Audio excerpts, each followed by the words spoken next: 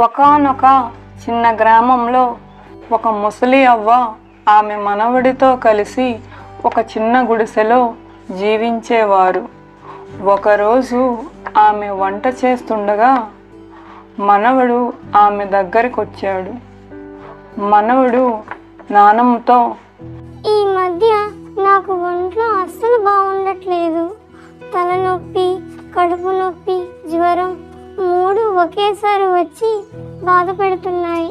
స్కూల్లో కూడా నాకు మార్కులు తక్కువగా వస్తున్నాయి. టీచర్స్ ఏమో తిడుతున్నారు. ఫ్రెండ్స్ నాతో సరిగ్గా మాట్లాడట్లేదు అని తన బాధలన్నింటినీ చెప్పుకోసాగాడు. అప్పుడు అవ్వ తన మనవడికి ఎలాగైనా జీవిత సత్యాన్ని వివరించాలని అనుకుంది. చూడు నాన్న, నువ్వు ఈ ఉడకని వండని బియ్యాన్ని అలాగనే తినగలవా అని అడిగింది. ఛీ, అస్సలు నేను తినలేను అన్నాడు మనవడు.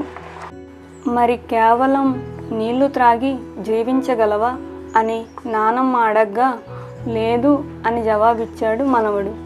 కూరలో వేసే కారం ఒక్కదానే తిని కడుపు నింపుకోగలవా అని మళ్ళీ అడిగింది నానమ్మ.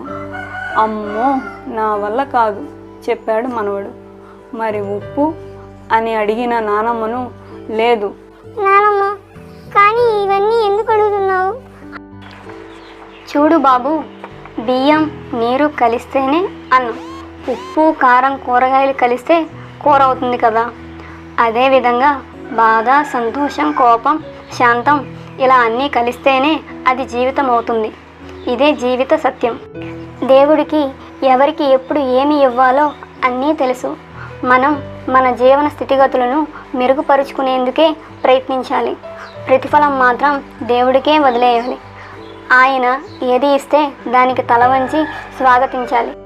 నీకు కూడా ఇలాగే మంచి రోజులు ఉంటాయి, చెడు రోజులు ఉంటాయి అని జీవిత సత్యాన్ని మనవడికి వివరించింది నానమ్మ.